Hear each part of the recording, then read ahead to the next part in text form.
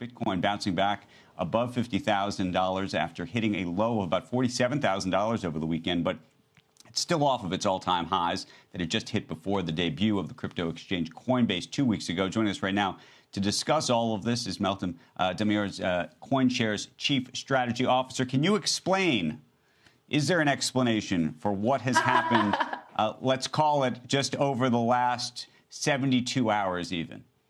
Sure. I mean, is there an explanation? Trying to explain crypto sometimes, it's reading tea leaves in a way, but there certainly is an expectation. And I think what you just alluded to, which we talked about last Monday, a lot of what we see is, the Coinbase listing really was, for all intents and purposes, crypto's big coming out party.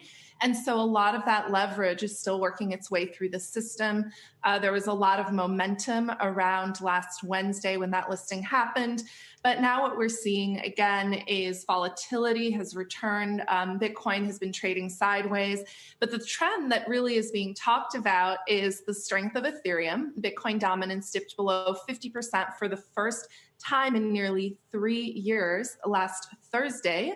And so the talk of the town right now in my part of the world is what's happening with Ethereum outperformance, as well as some of the portfolio rotation we're seeing into other cryptocurrencies.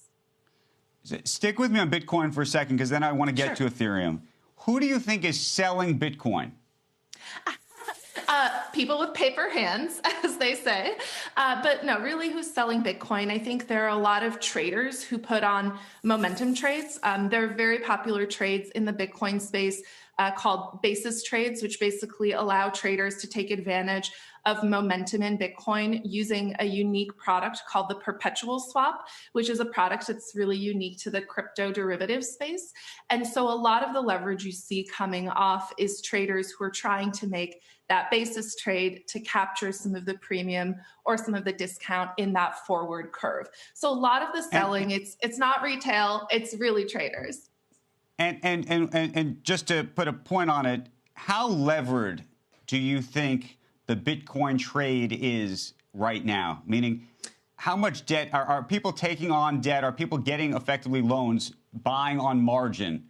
Because if the price, you see where I'm going with this. Go ahead. 100%. And here's what's unique. And I love that you asked this question. So thank you for that. There actually is no margin in crypto. So unlike traditional securities where you can get up to 50% margin using your Reg T account, in crypto, margining doesn't really exist yet because crypto assets are highly fluid. The public ledger lets you move them from wallet to wallet or venue to venue easily. I can't move my Tesla shares from Schwab to Vanguard in one click.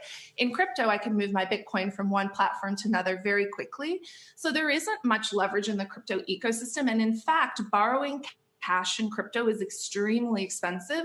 And this is precisely why these deleveragings happen, because the cost of borrow is incredibly expensive.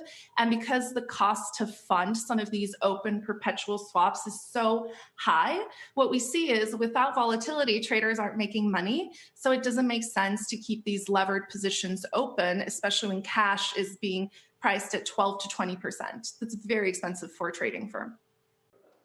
Shepard Smith here. Thanks for watching CNBC on YouTube.